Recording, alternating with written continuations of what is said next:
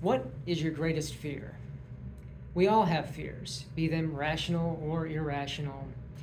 Uh, Fears make us uncomfortable, but as humans, we also have a morbid curiosity. We enjoy things that are unusual, that are odd, that sometimes scare us. It excites us, it gets your blood pumping. And there are people out there that cater to this need, this desire. One of them, Edgar Allan Poe, very famous for his horror works. Born in 1809, died 1849. He lived a tormented and tortured life, but still found success as an author and an editor up and down the eastern coast of the United States. He was also one of the first authors to make his living entirely off of his writing alone, most of which was made to incite fear. I would like to share 3 of his poems with you now, starting with Lenore. Ah, broken is the golden bowl, the spirit flown forever. Let the bell toll, a saintly soul floats on the Stygian river, and guide thee there, hast thou no tear, weep now or nevermore. See on your drear and rigid bier, low lies thy love, Lenore. Come, let the burial rite be read, the funeral song be sung, an anthem for the queenliest dead that ever died so young. A dirge for her, the doubly dead, in that she died so young.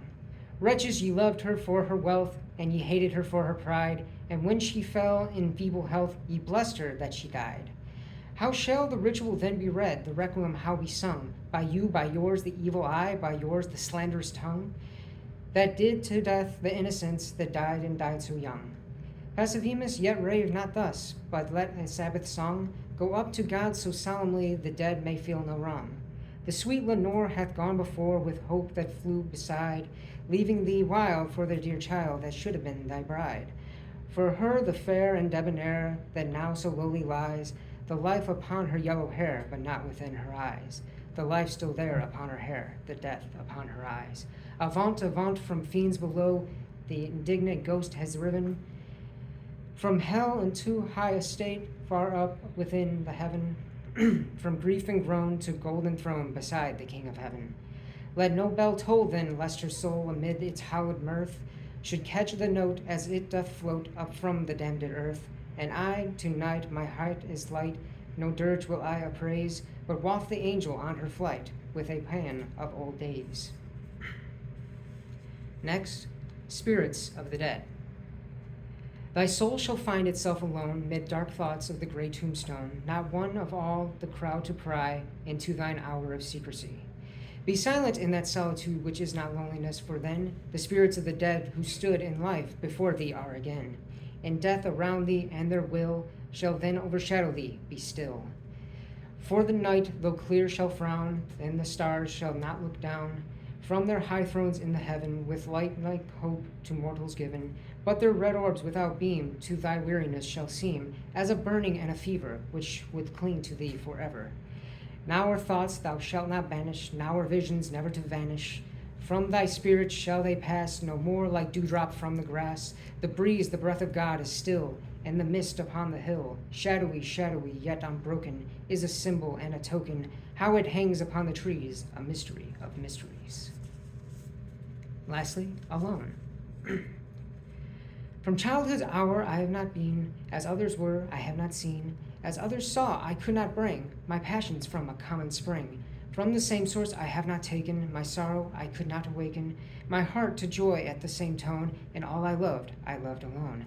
Then in my childhood, in the dawn of the most stormy life, was drawn from every depth of good and ill, the mystery which binds me still, from the torrent or the fountain, from the red cliff of the mountain, from the sun that round me rolled in its autumn tent of gold, from the lightning in the sky as it passed me flying by, from the thunder and the storm and the cloud that took the form, when the rest of heaven was blue, of a demon in my view.